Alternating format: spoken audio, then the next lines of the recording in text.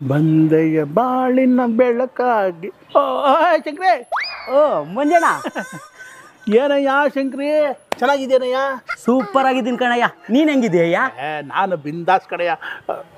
ಶಂಕ್ರಿ, ಅಪರೂಪಕ್ಕೆ ಸಿಕ್ಕಿದ್ಯಾ? ಬಾರಿ ಎಲ್ಲಾರು ಹೋಗಿ ಸ್ವಲ್ಪ ಸಿಟ್ಟಿಂಗ್ ಹಾಕೋಣ. ಎಣ್ಣೆನಾ? ನಾನು ಇವಾಗ ಅದೆಲ್ಲ ಬಿಟ್ಬಿಟ್ಟಿದ್ದೀನಿ ಕಣಯ್ಯ. ಏನಯ್ಯ ಹೇಳ್ತಾ ಇದ್ಯಾ? ಹ್ಞೂ ಕಣಯ್ಯ, ನಾನು ತುಂಬ ವರ್ಷ ಬದುಕಿರ್ಬೇಕು.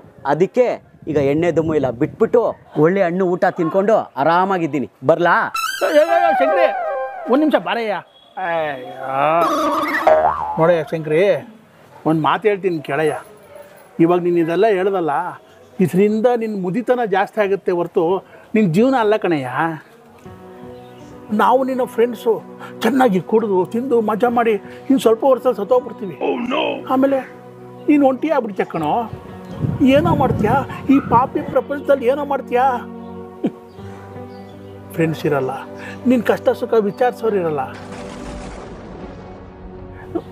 ನೀನು ಇವಾಗ ಹೇಳ್ದಲ್ಲ, ಒಳ್ಳೆಯ ಊಟ ಹಣ್ಣು ತಿಂದು ಆರೋಗ್ಯವಾಗಿರ್ತೀನಿ ಅಂತ. ಸರಿನಪ್ಪ, 100 ವರ್ಷ ಆದಮೇಲಾದ್ರೂ ನೀನು ಸಾಯಲೇಬೇಕು ತಾನೆ. ಆಗ ನೀನು ಸತ್ತಾಗ ನೀನು ಹೆಗಲು ಕೊಡೋಕ್ಕೆ 4 ಜನ ಬೇಕಲ್ಲ. ಅದರಲ್ಲಿ ಒಬ್ಬ ನಾನು ಇವಾಗಲೇ ಸತ್ತೋಗ್ಬಿಟ್ಟಿರ್ತೀನಿ, ಯಾರೋ ನಿನಗೆ ಹೆಗಲು ಕೊಡ್ತಾರೆ? ನೋಡಯ್ಯ, ಹೇಳೋಷ್ಟು ಹೇಳಿದ್ದೀನಿ, ಅದ್ರ ಮೇಲೆ ನಿನ್ನಿಷ್ಟ. ಬರಲಾ? ಲೋ ಮಂಜಣ್ಣ, ನಿಂತ್ಕೊಳ್ಳಯ್ಯ, ನಾನು ಬರ್ತೀನಿ. ಎಲ್ಲಿಗೆ? ಅದೇ ಪಾರ್ಟಿ ಅಂದಲ್ಲ.